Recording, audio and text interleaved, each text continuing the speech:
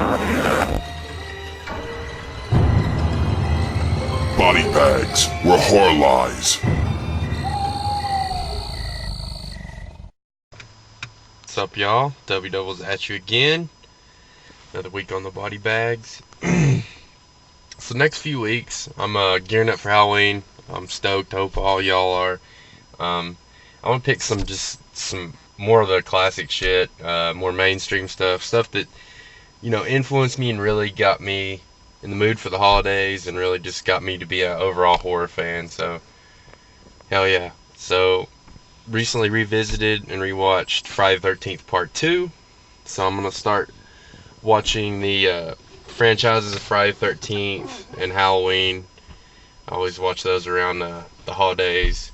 I might watch some Freddy's and some other shit. I'll definitely be watching some other shit, but these are the must-watch stuff I always watch around the holidays. So,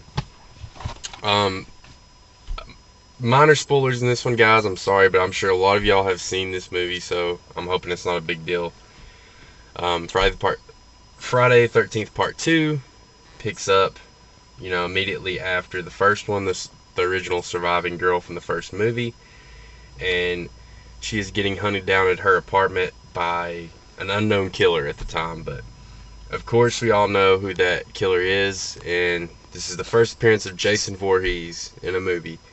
And I really dig the look of Jason in this one. I know it wouldn't have been as iconic if he would have,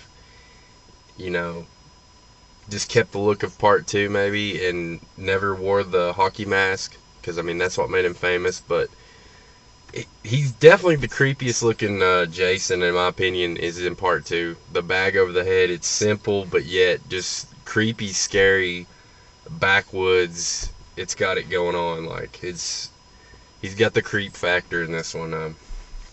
So yeah, he's basically just got like a potato sack or like a pillow case over his head cut out with some eyes, like an eye hole cut out in it.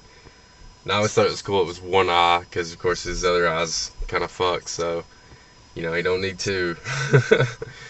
But anyways, so after it picks up with your new heroine of the flick, and of course she is going to be one of the camp counselors. They are the first people that has returned to the camp since the vicious murders of Part 1. And they open up and they have a little fire the first night there, and he tells the back lore and the story of Jason Voorhees and says that how he haunts Camp Crystal Lake. So, I'm not going to go too much more in the story. Y'all know the Jason flicks. Basically, it's a slasher. He's going one by one, picking off camp counselors. But the kills themselves are usually the stars in these flicks, especially the Jason Voorhees ones. I think you don't need a whole lot of storyline. You've got the basic. Like I said, it gives you the origin and the storyline in this one, for Jason Voorhees anyway. So that's cool. I think they really jumped the gun. One of my complaints is the crazy old man from town that tells them they're doomed. I really would have liked him to stay in the whole Friday the 13th franchise. I just think he's a great character.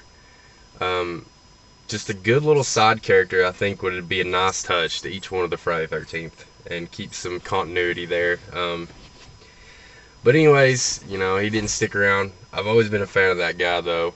So check out the first two just for that guy. But yeah. The gore's pretty decent and on point on this one, though. I think they amplified it. It definitely has the feel of the first original Friday the 13th, but they're getting a little more slasher heavy and just getting a little more pacing to them. Another thing, Jason hasn't quite come into his normal Jason self at this point. I said not only he didn't have the mask at this point, but there's parts when he's actually moving at a very fast pace, kind of almost a light jog. I just don't buy Jason as a run cat and mouse dude. He's like Michael Myers. He's gonna take his time. He's gonna get you eventually. It might take him a while, but he'll get there. Tortoise in the hairstyle. But yeah, that's Jason Voorhees, man. He's finally introduced himself in the franchise, and Friday 13th was never the same after that. Iconic flick, though. I highly suggest part two. Yeah, it's one of the stronger entries in the whole franchise, in my opinion, and I'm a huge fan of the Jason Voorhees and the Friday 13th flicks. So hell yeah. But anyways, guys, that's my Monday review, Friday 13th Part 2. So we'll be back at you next week. Hopefully another good horror classic, one of my personal favorites. So peace out, y'all. Appreciate y'all watching.